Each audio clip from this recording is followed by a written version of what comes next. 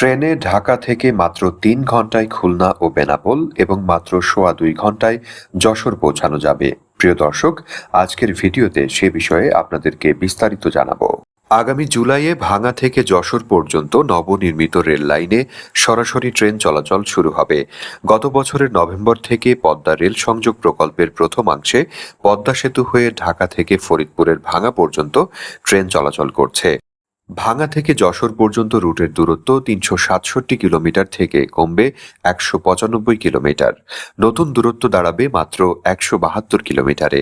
বর্তমানে খুলনা, যশোর ও বেনাপোল থেকে ঢাকায় ট্রেন যাচ্ছে পোড়াদহ, রাজবাড়ী, ভাঙা এই রুটের মাধ্যমে। নতুন এই রুটে ট্রেন চলাচল শুরু হয় ২০২৩ সালের নভেম্বরে। বর্তমানে ঢাকা যেতে সময় লাগে ৭.৫ ঘণ্টা। এর আগে খুলনা ও বেনাপোল থেকে ট্রেন ঈশ্বরদী ও যমুনা সেতু হয়ে ঢাকা যেত। তখন সময় লাগতো ১০ ঘণ্টা বা তারও বেশি। তবে এখনও পুরনো এই রুটে চিত্রা এক্সপ্রেস ট্রেনটি ঢাকা খুলনা চলাচল করে।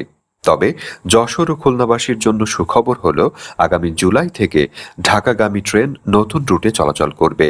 তখন ঢাকা থেকে যশোর যেতে সময় লাগবে মাত্র সোয়া ২ ঘণ্টা এবং ঢাকা থেকে খুলনা ও ঢাকা থেকে বেনাপোল পর্যন্ত যেতে সময় লাগবে মাত্র ৩ ঘণ্টা। একই সঙ্গে বর্তমানে ঢাকা খুলনা রুটে চলাচলকারী সুন্দরবন এক্সপ্রেস ও চিত্রা এক্সপ্রেস বেনাপোলগামী বেনাপোল এক্সপ্রেস রুট পরিবর্তন করে নতুন রুটে চলাচল করবে। একই সঙ্গে আরও একটি নতুন রেক দিয়ে এই রুটে নতুন ট্রেন চালানো হবে। এই ৪টি রেক দিয়ে মোট ৮ জোড়া ট্রেন পরিচালনা করবে বাংলাদেশ রেলওয়ে। এর মধ্যে ঢাকা যশোর খুলনা রুটে ৪টি, ঢাকা ফরিদপুর দর্শনা রুটে ২টি, ঢাকা গোপালগঞ্জ গোবরা রুটে ১টি এবং ঢাকা বেনাপোল রুটে ১টি ট্রেন চলাচল করবে।